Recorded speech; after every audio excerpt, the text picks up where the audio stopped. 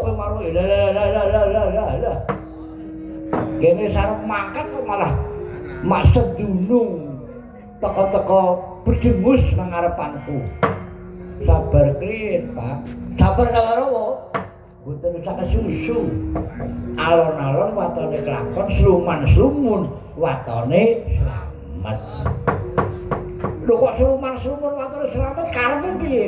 Pun saniki nek sampean manut kali gula saniki bali mawon. Bali sampean bali. Ratumu dolan kencana sing jenenge Prabu Anomenaksari ken tekan mriki, kon tanding kali ndare Dipati Marmayu. Lah nek sampean sing tanding ora kelakon menang. Ya padha karo gajah musuh semut paribasan nek sampean duren musuhe timun pun bali mawon. Ah ora. Aku kudu bisa merangket Dipati Marmayu ya mboten kelakon. Lho, lah kok ora kelakon merangket Marmayu sebab apa? Lah wong nika wong pinunjul kok tunggal guru nek kali kula. Lah napa malih sampean aja menang kali darane Dipati Marmaya. Lah mbok sampean gelut kali kula durung karuan sampean menang. Lho. Lah apa iya? Lah kita menang.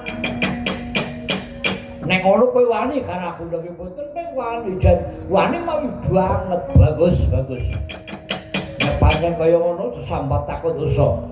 Sadurunge mateni Marmaya kowe dhisik tak pateni. Lah nek pancen sampean bisa mangga mang pateni mboten apa-apa. Babuh. Tanding karo aku serasa aku gamelan garian iya. Reno candak-candak cek untana ber.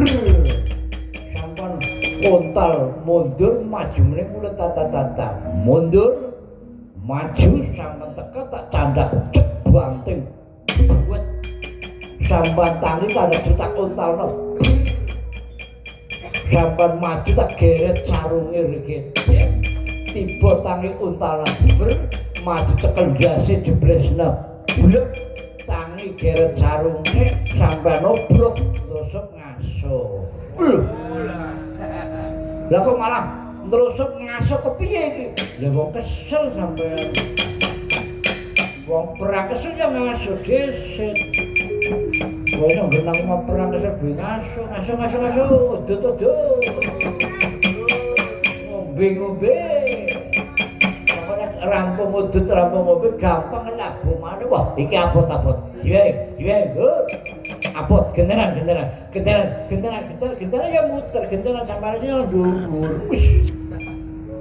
Lah kok gentenan mubeng kowe ning dhuwur meneh. Lah iki nang dhuwur, karo nang dhuwur kepenak.